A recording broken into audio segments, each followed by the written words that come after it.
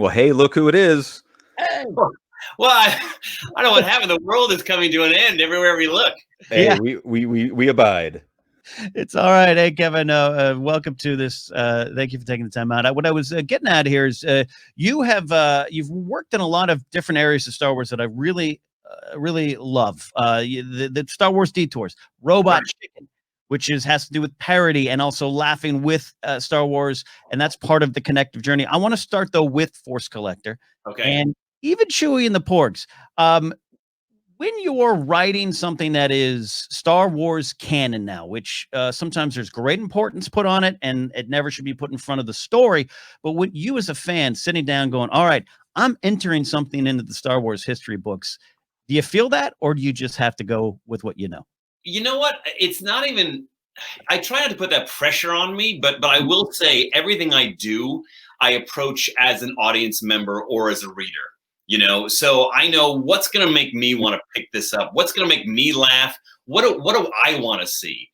And we'll get into the book, but it's so funny. You quickly find, or you have to stop yourself and be like, because as you just said, I can talk Star Wars with the best of them. You know what I mean? But it's like, am I writing this book for me, or am I writing this book for a wide audience? And we can all go down the rabbit hole and have fun, but since it is canon, and since you do want to, get to the most universal crowd as you can, I don't put that kind of pressure on myself until afterwards. And then I think, oh my God, that's amazing. Look what they're doing. What did I just add to the story? That's got exactly. Force Collector follows Carduke Sin, which is a teenager in the Star Wars world. He goes around, and through him, we kind of his force powers that he discovers. He kind of goes back, learns a lot of the stories. So, first of all, how do you, as an author, approach the nature of the Force, which is pretty big? George had some opinions on it. How do you start with that? Well, Star Wars, the Force is a religion, but Star Wars is a religion, as you and I both know. And it was really about starting what was going to interest me as a reader, and saying to Lucasfilm Publishing, like, these are my ideas. Do they interest you as well? And luckily, they were very much in line, because I wanted to, this goes back to almost like in Force Awakens, when Rey says to Han Solo, like, these Jedi, we thought they were myths, and he's like, it's all true. I thought to myself, why do they not know that's true? I mean, this is a historic battle. This is their history.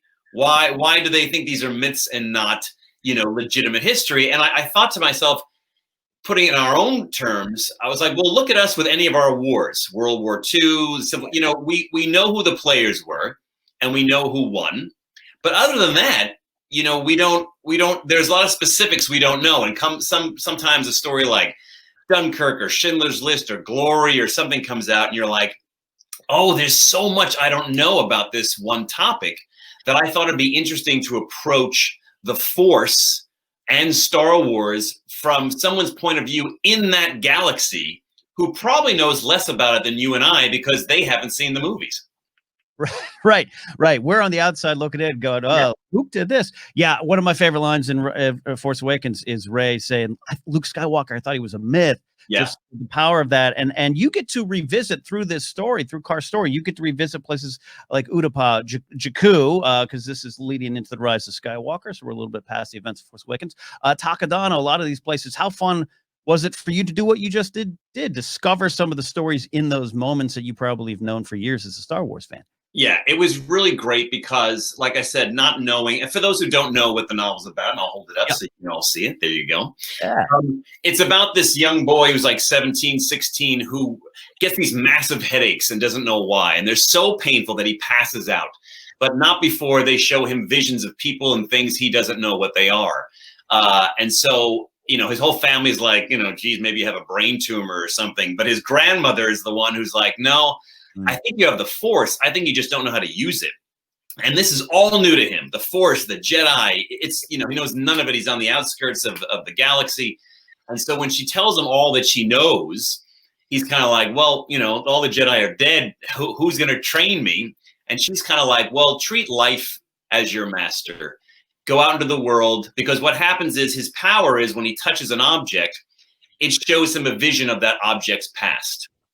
And so she basically says to him, go out in the world and find objects that the Jedi may have touched, and maybe that tutorial can teach you how to become a Jedi or what your place in is the world. So to go to all those great places was amazing because, again, I kind of treat it like a little mystery of trying to piece together what is Star Wars and who are the Jedi. And so it's a little Citizen Kane if you think about it. You know, Citizen Kane was trying to figure out, you know, what is Rosebud? And Carr is trying to figure out who are the Jedi, what is the Force, and what is my place in this whole galaxy. So the more places we would get to go to, the better it was. And like with any great Star Wars story, you can break it on down to these core things, and it's his journey of self-discovery and finding his place in the galaxy.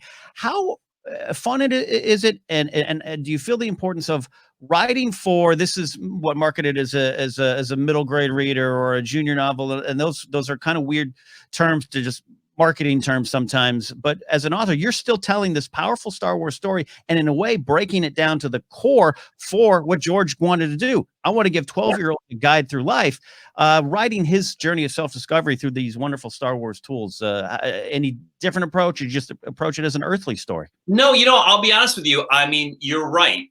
It's marketed as a young adult novel, but I don't know if I would have written it any differently. I mean, we treat the dialogue a little lighter at times. But if you think about it, A New Hope, our first entry into Star Wars, is really a young adult story. Yes. You know, it's about Luke, and he's like 16 or 17, and he's going out in the world. And so it wasn't such a challenge for me, because I thought, well, that's what I'm trying to capture. That's what I'm trying to get back to. And you're right. I had the great privilege of working literally alongside George, as you said, on Star Wars Detours. Yeah. I always joke that I was up there for a number of weeks, and I'm so glad, because for the first two, he wasn't real. He would speak, but I wouldn't hear. You know, I keep thinking you made Star Wars. So, but eventually he becomes human, right, and you get these great conversations. And as you said, he says that very same thing. He's like, if you get them between 6 and 15, you've got them for life. Yeah, it's that journey there. It's that thing. Yeah, George, I ran past him once. I brushed up against him at the Grove in Hollywood one time, and I was like, "That's enough for me. I can't do anymore." I can only imagine sitting across from him working on. What's funny, Ken, is he brought that up, that he brushed by you at the Grove. He couldn't get over it. He felt it. He felt it. He was too nervous to say hello to you, but he definitely realized who you were. Understood. I want to come back to Detours Robot Chicken, and we could do 2 hours on Detours. It's a whole nother show. There's some stuff behind that, but Shauna's got a great question. Is it scary professionally playing in the Star Wars universe sandbox, afraid of what fans will think of your work? It's hard not to ignore that kind of aspect right now. So Kevin, you've done it. How do you approach that? Do you fear that? You can't have fear, right? Yoda would. Well, what's so funny is you're right. I mean, my career, I've worked with a lot of IP, Spider-Man, Mad Magazine, you know, Robot Chicken pokes fun at all the parodies in the world. No one is going to love everything you do. You know, in many ways, you're always ruining someone's childhood. You know what I mean? When you mess with these things. But I try not to think about it. I try and think, well, what's gonna make me happy? Meaning, if I can do a story that I think can hold up and is worthy of this galaxy, then I'm going to do the best I can to get it out there. And you know, George is a perfect example, to bring it back to him. We forget at times that George, at his core, is an independent experimental filmmaker. You know, now we applaud him because he succeeds in our eyes so often. But if he doesn't meet our expectations, all of a sudden we're like, oh, you ruined blah, blah, blah. When really his objective is not to always give us what we want, but in some ways give us what we need. You know, I mean, we look back now that we've had the Disney trilogy and the prequels and the original, and it's like The Mandalorian. When you look at that world, I mean, think about how much. I can't think of another franchise that has such scope and has such world building. You know, I mean, we take it for granted now because we can point to Jakku, we can point to the Clone Wars, and we all know it. That's the other thing in writing this book, Ken, which is interesting, was to remind myself what the average person knew and what I knew. And at times I would be wrong. Like I would think like, oh yeah, in Return of the Revenge of the Sith, we learn, Order 66, and we know that all the clone troopers were had little chips in them, so they had to follow. And you go back and it's like, oh wait, no, that's not there. I mean, they turned on them, but there's nothing about the chip. There's nothing. That's all in the Clone Wars. That's in books. It's in comics. And it's just funny to see, thanks to George, the scope of that entire universe, And so to get to your original question is like, it's daunting, but it's fun. You can't let critics stop what you do, because I will find you 10 people who love this book and 10 people who hate this book. It's just the odds. So you're not writing for any. You got to write for what you think you would like. I think that's a smart way to approach, because that's what George did, and we are in this era. You and I are of a certain generation of Star Wars fan who was there in a theater in '99 with a huge set of expectations. But to see the different generations who enter Star Wars at different points, I love hearing those points of view. Attack Clones was my first time in the theater. Clone Wars cartoon. So revisiting that kind of stuff and having the chance to with this character, the car is kind of that. He has a different entry point into Star Wars than you or I. How fun was that? Did you have specific fun moments that you're like, oh man, like you mentioned the Clone War or the Absolutely. Absolutely. You were just excited to get to? I was. In fact, in writing the outline and stuff, it was like a beautiful mind. I had these cards and these deep holes, and that's when I said I had to pare it down. But really what I wanted to capture, and I've said this before, but I think it's important, when Star Wars came out in '77, about a month before, they started showing teasers. And I was a young kid, but I still remember seeing these images. And they blew my mind, but as you know, it's a teaser. You can't quite put to what am I looking at? And so I in my mind, it was about this guy in black who kidnapped a princess, and I thought he lived in the desert in a castle that was guarded by sand people and all this crazy stuff. But in writing this book, I kept thinking, well, how can I capture that? How can I capture piecing together what Star Wars is when it is everywhere nowadays and everybody knows it? And getting back to what we said, it's like, I had to go back to someone who lives in that galaxy to be able to rediscover what Star Wars is all about, because for whatever reason he didn't know. Yeah, it's so interesting that even now, as Star Wars fans who've been around the block, it's like when we grew up just being like, yeah, Vader was Luke's father and Leia's father, and he got him, and then Claudia Gray in her Bloodline novel, it's revealed, no, really like 4 people knew that. I know. It's so true. It really is true. I mean, that's what's great about those, I forget Dark Lord or one of the Darth Vader novels. It's kind of like, there's that moment where Darth Vader shows up in the storyline, and there are people from that time who are like, who's this guy? The Jedi are killed, and this guy's and it reminded me of like, the things we take for granted. Like, he wasn't always there. You know what I mean? He just showed up, and people, even at that time in the set, who's this scary guy? And it's just funny to approach it in very human terms. And those are storytelling opportunities for you there. I want to switch it a little bit. I love that I have this opportunity with you, because the stuff on Robot Chicken, the great Star Wars parody stuff there, and then what you were working with on Detours, which again, separate conference. Will it ever see the light of day? All those big questions. I'm not here for necessarily that. No, good. It is writing comedy, Star Wars parody, and in this era where I'm viewed as like a positive Star Wars fan who wants to discuss the themes and the connections, the emotional canons, but even I found myself defensive and forgetting that part of the joy of Star Wars is those shared jokes, the playground stuff. And I felt Robot Chicken when they talk Star Wars. That was me and my friends, and that's why it works so much. Can you talk about remembering to have fun with Star Wars? Absolutely. I mean, the funny thing about Robot Chicken too is we will try to get out the first draft of the jokes that everybody's going to make. You know what I mean? Oh, yes, C-3PO is effeminate. Oh, how funny. Let's get rid of those. And the great thing about that show is we'll do a joke that we think maybe 5 people will get, because we know those 5 people will be like, oh my God, they get it, And so, whether it's Force Collector or Robot Chicken, we got to remember that Star Wars didn't only introduce us to this whole new world, but it brought us such joy. And it's not an accident. It's called A New Hope, because it carried hope. It carried a lightness to it. And like I said, it goes back to joy. And so what's great about that is it's a common denominator for millions of people, let alone generations. So to tap into that joy, to find that comedy, and it's really a comedy found in recognition, whether it's recognition of a specific scene or recognition in foibles of our own that we now see on these classic characters. You know, I mean, that's what we do best at Robot Chicken, is either show you a scene that you think may have existed or continue the scene beyond when the director called cut.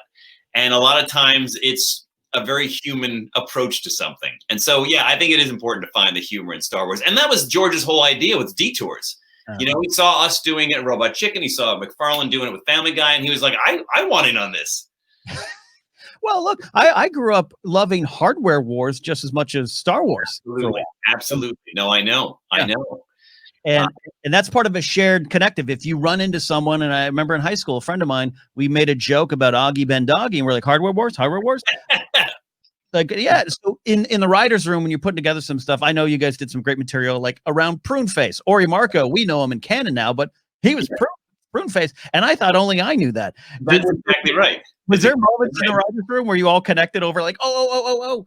Totally. We'll all be like, and you think, oh, I'm the only guy who noticed, and then 8 other people are like, no, of course, that's so obvious, and you're like, oh yeah, I guess that is. But even being able to relate over, I worked on the show Mad, which was Mad Magazine brought to life in animated form, and we would even bond on the character of Oldie Von Moldy, which was Obi-Wan Kenobi in Mad. You know, I mean, it was such a unifier.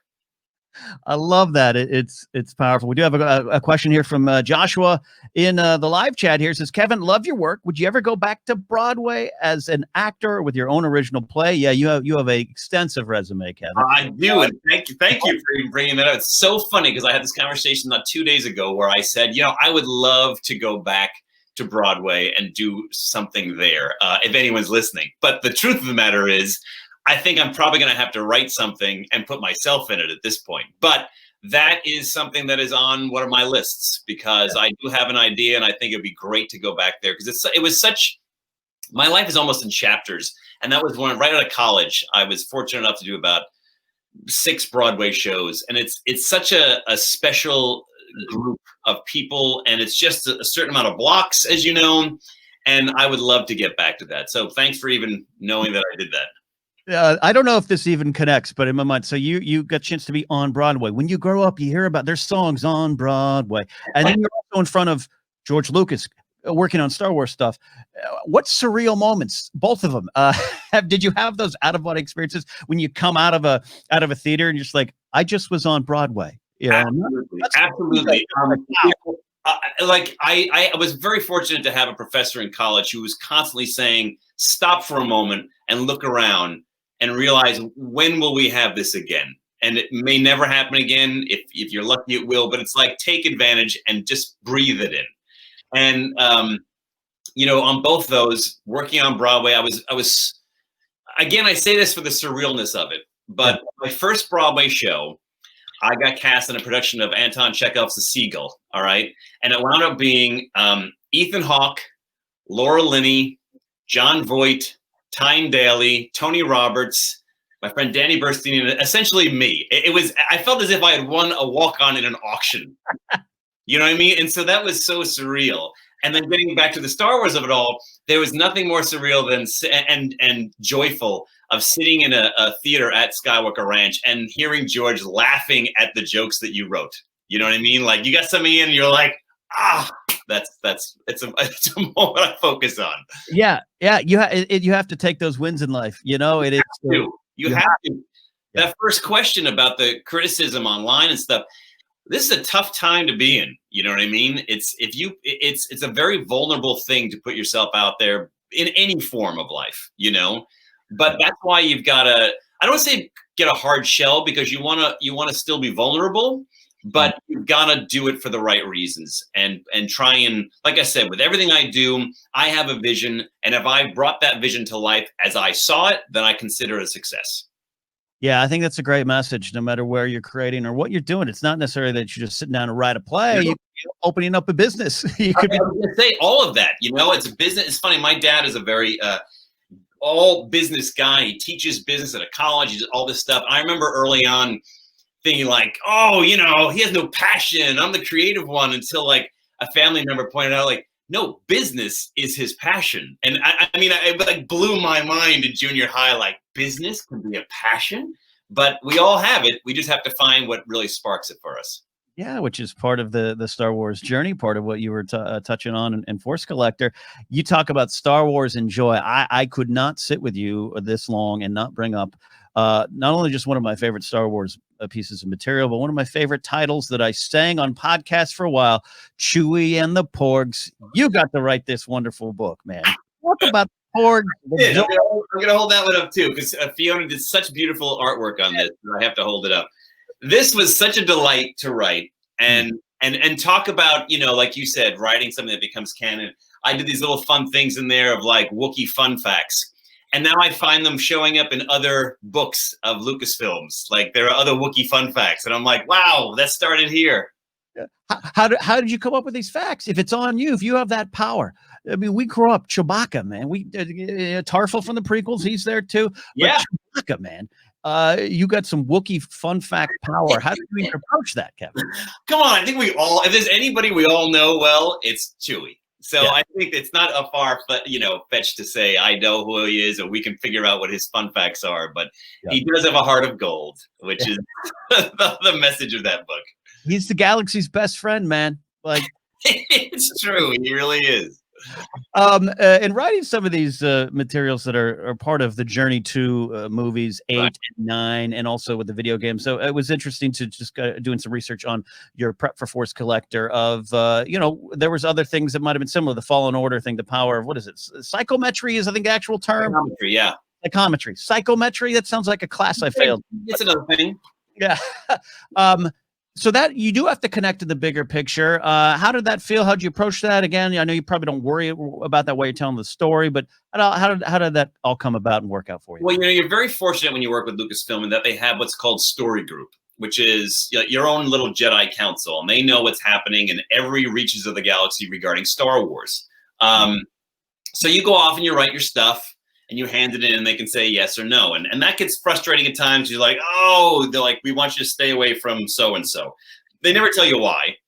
Yeah. But the biggest challenge that happened to me was they asked me to write this in what I thought was a record time. And I was like, oh my gosh. So I kill myself to do it. I get it into them on time. And they call me and they say, we have a problem we didn't foresee happening. And I said, what? They said, well, somehow, without knowing it, you inadvertently wrote a big section of episode 9, which had yet to come out. And I was like, well, you've got me on the wrong gig. I should be working on that then. And we all laughed, and then they were like, yeah, anyway, you got to change yours. So it's good to have them, but it's like having a little referee in there saying, nope, you're going too far. Stay away from this, do that.